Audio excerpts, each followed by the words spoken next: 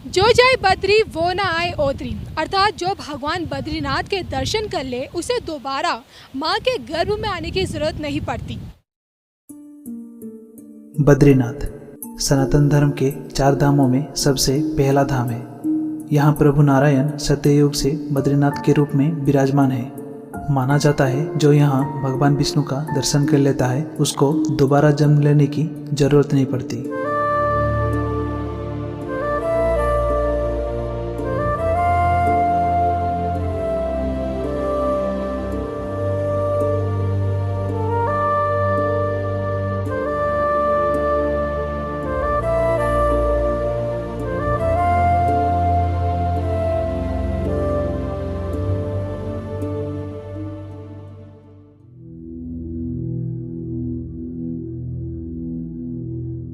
तो पौराणिक कथा के अनुसार दंबोदर नाम का एक राक्षस था जो कि भगवान सूर्यदेव का बहुत बड़ा भक्त था। उसने सूर्यदेव की घोर तपस्या करके उनको प्रसन्न किया और अमर होने का वरदान मांगा। सूर्यदेव ने कहा, जिसने जन्म लिया है उसकी मृत्यु निश्चित है, तुम कोई और वरदान मांगो। तो उसने सूर्यदेव से 1000 तंत्र कवच मांगा और कहा कि मेरा कवच वही तोड़ सकता है जिसने 10,000 वर्ष की तपस्या की हो। सूर्यदेव ने उसे वरदान दिया और तभी से वो सहस्त्र कवच के नाम से जाना गया। 1000 तंत्र कवच होने के कारण दंबोदर बहुत शक्तिशाली बन गया और उसने तीनों लोकों में उत्पात मचा दिया। फिर सभी देवता अपनी समस्या लेकर श्री नारायण के पास गए। भगवान विष्णु ने देवताओं को आश्वासन दिया कि मैं शीघ्र ही इसका समाधान करूंगा।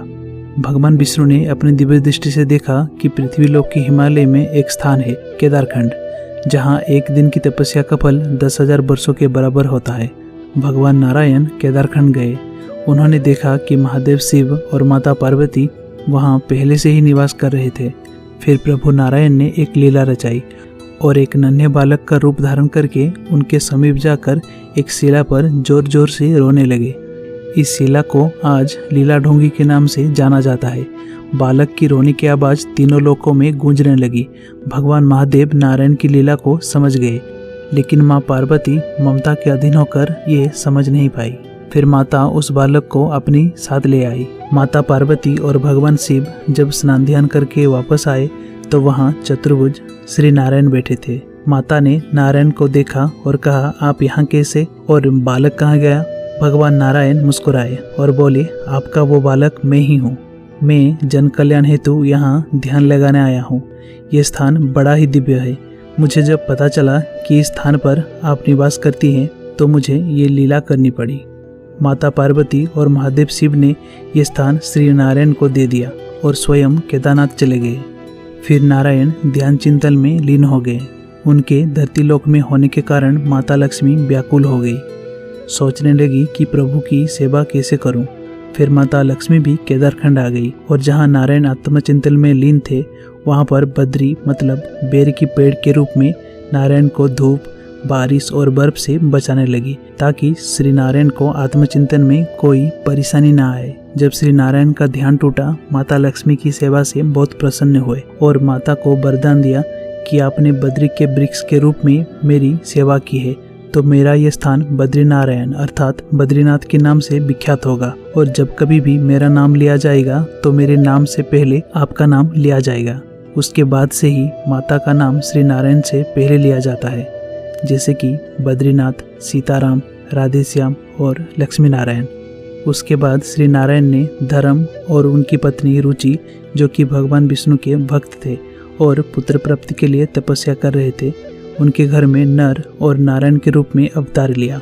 नर नारायण अपनी बाल्यावस्था में ही जगत कल्याण हेतु तपस्या करने बद्रिकाश्रम आ गए। अलकनंदा के दाएं और बाएं किनारे नर नारायण तपस्या करने लगे। जहां नर तपस्या करते उसे नर पर्वत और जहां नारायण तपस्या करते उसे नारायण पर्वत के नाम से जाना जाता है। फिर नर नारायण की तपस्या का प्रभाव तीनों लोकों में गूंजने लगी और जब सहस्त्र कवच को इसका पता चला तो वो नर नारायण से युद्ध करने बद्रिकाश्रम आ गया। फिर पहले दिन नारायण ने युद्ध किया और सहस्त्र कवच का एक कवच तोड़ दिया। अगले दिन नारायण तपस्या करते और नर युद्ध करते। ऐसे करते करते सहस्त्र कवच का 999 कवच तोड़ दिए। फिर सहस्त्र कवच डर के भाग गया और सूर्यदेव की शरण में चला गया। सूर्यदेव ने भगवान नर नारायण से विनती की कि प्रभु, ये अब मेरी शरण में है और मेरा धर्म इसका रक्षा करना है, तो दया करके आप इसे बख्श दें। श्री नारायण ने सूर्यदेव की बात मानी और कहा, द्वापर युग में आपको इसे कुंती के आवाहन पर अपने पुत्र के रूप में भेजना होगा। उस समय मैं कृष्ण अवतार में रहूंगा और नर अर्जुन के रूप में, और इसकी मुक्ति अर्जुन के हाथों से होगी। कुछ समय बाद भगवान नारायण ने देवताओं से कहा, बद्रिकाश्रम के नरशिला के कुंड के नीचे से मेरी प्रतिमा निकालो और उसकी स्थापना करो, क्योंकि कलयुग का आरंभ होने वाला है और मैं साक्षात रूप में नहीं रह सकता। उस प्रतिमा को जो भी प्राणी दर्शन करेगा उसे मेरा साक्षात दर्शन का फल प्राप्त होगा। जो भी यहाँ सच्चे मन से आएगा उसे मोक्ष की प्राप्ति होगी। तो भैया जी, ये कहानी है 2 साल पहले की, जब हम 3 दोस्त केदारनाथ गए थे। तो भैया जी, ये सफ़र हम अकेले नहीं कर रहे हैं, हमारे साथ 2 और लोग भी हैं। एक है सनु भैया, जिनकी वजह से ये ट्रिप पूरा होने जा रहा है। ठीक है, मैं बात और दूसरे हैं सत्य भैया, जिनका सपना बस बाबा केदारनाथ की दर्शन करना है। सर घूम रहा है मेरा।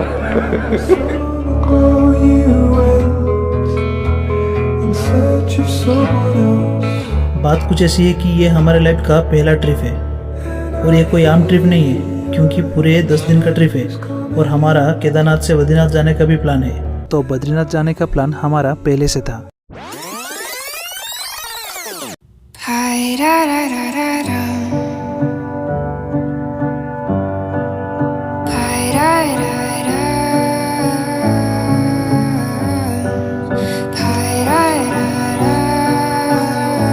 केदारनाथ से लौटते वक्त शाम हो चुका था।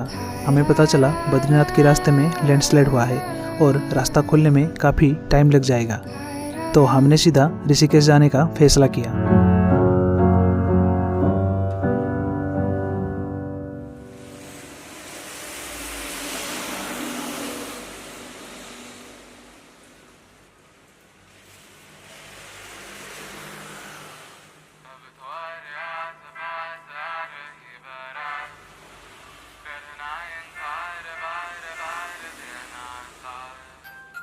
ओए ओए ओए जो गए दिल मेरा, पर तुम सुन ना पाए हमारी बात। ऋषिकेश गंगा किनारे बसा एक शांत और पवित्र शहर है, जिसको वर्ल्ड का योगा कैपिटल भी कहा जाता है। हर साल दुनिया भर से लोग यहाँ शांति और अपने दुखों से मुक्ति पाने आते हैं। नाराज रहना सजाए हम तेरी बारात है ना, सवेरे दिन रात ना पाए चैना। सुन लेना तुम्हें चाहकर भी न चाहे, करे जो मन मानिए मन न माने, मिली जो याद मिल के अब बाटे तेरे। हम सबसे पहले स्कूटर रेंट करते हैं, क्योंकि किसी भी शहर में घूमने का मजा तभी आता है जब आप खुद उसके गली गली में घूम सको। ऋषिकेश की और एक खास बात है वहाँ का स्ट्रीट फूड। वहाँ जगह जगह पे काफी स्वादिष्ट डिशेस मिल रहे थे। अब तुम्हारे आस पास आ रही बारात। फिर लक्ष्मण झूला से होकर हम गंगा के दूसरे किनारे जाते हैं। वहाँ काफी सारे मंदिर और आश्रम थे। मंदिरों पे दर्शन करके हम खाना खाते हैं चोटी वाला पे, जो कि ऋषिकेश का सबसे पुराना और फेमस रेस्टोरेंट है।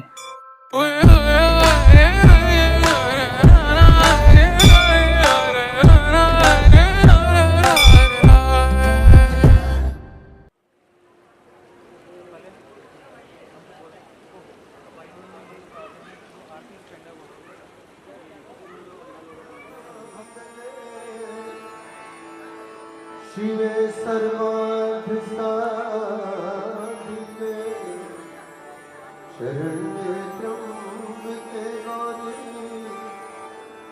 नारायणी नमोस्तुते। शाम को त्रिवेणी घाट पे हमने गंगा आरती देखी। कदम जिसे पुकारे वो पहुँचे गंगा किनारे। ये एक ऐसा अनुभव था जिसे शब्द में बयां करना मुश्किल है। नदी के किनारे लोगों की भीड़ थी, हाथ में दिए लिए लोग आरती कर रहे थे। आरती की ये धुन, नदी में बहते दिए और लोगों को नाचते देखना, ये सब कुछ मेरे लिए दिव्य अनुभव था। बहता पानी मन पावन हो गंगा में डूबे नहाए, मन रावण जो लहरों में तूने बहाए। हर हर गंगे हर हर गंगे हर हर गंगे गंगे हर हर गंगे हर हर गंगे।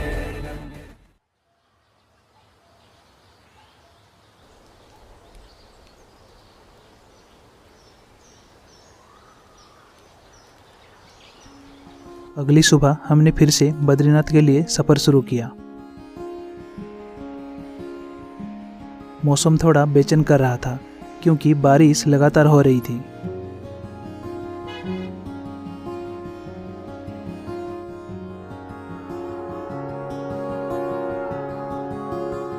पहाड़ों के बीच से गुजरने का आनंद ही कुछ और था। हर मोड़ पर जैसे एक नई दुनिया खुल जाती थी।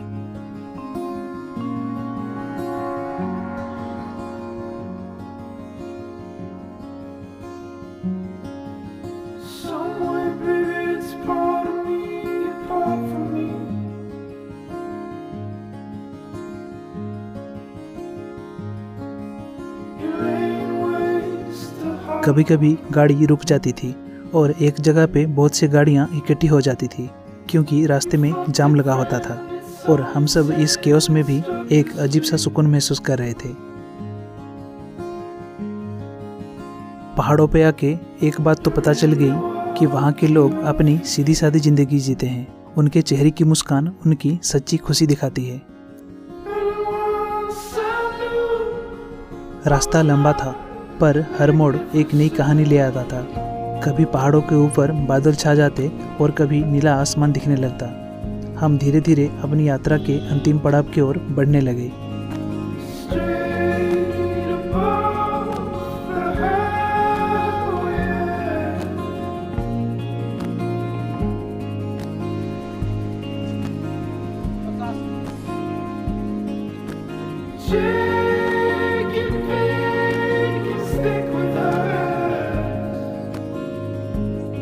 और फिर शाम होते होते हम बद्रीनाथ पहुंच गए।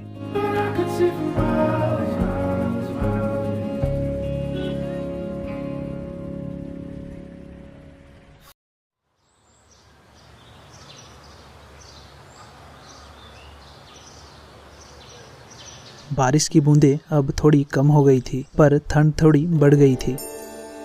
सबसे पहले हमने एक रूम लिया जहां अपनी थकान को थोड़ा कम करने के बाद हम दर्शन करने निकल गए।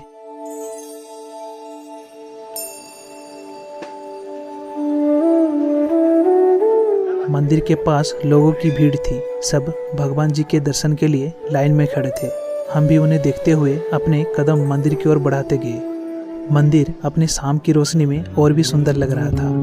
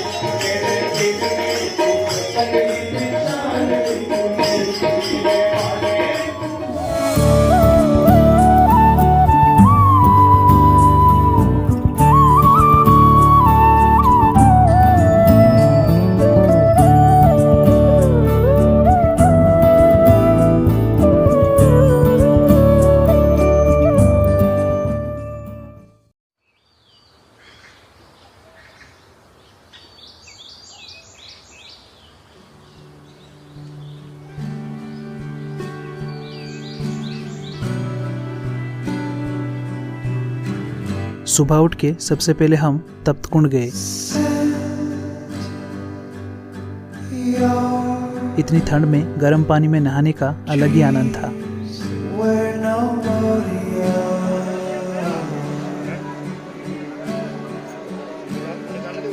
नहाने के बाद हम एक बार फिर मंदिर गए।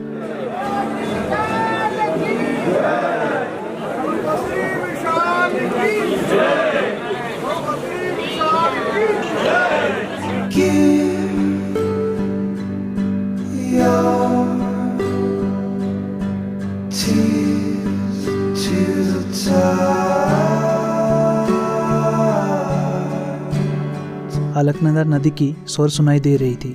पास में नरनारायण पर्वत थे, झरने थे और मंदिर के आसपास का नज़ारा सब कुछ ऐसा लग रहा था जैसे कोई तस्वीर हो।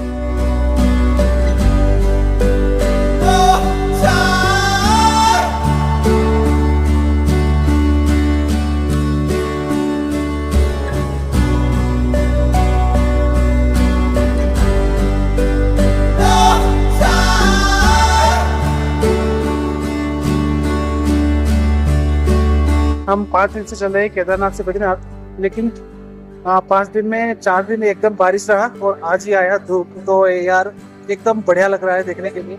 और मेरे सामने हिमालयाज़ है, जिंदगी मतलब पूरी होगी और लाइफ में कुछ नहीं चाहिए। बद्रीनाथ के दर्शन करने के बाद मन को जो शांति मिली उसको शब्दों में बयां करना मुश्किल है। अब वक्त आ गया था वापस घर लौटने का। सफ़र जितना सुंदर था उतना ही यादगार भी था। हिमालय का ये सफ़र और बद्रीनाथ का दर्शन मुझे हमेशा याद रहेगा।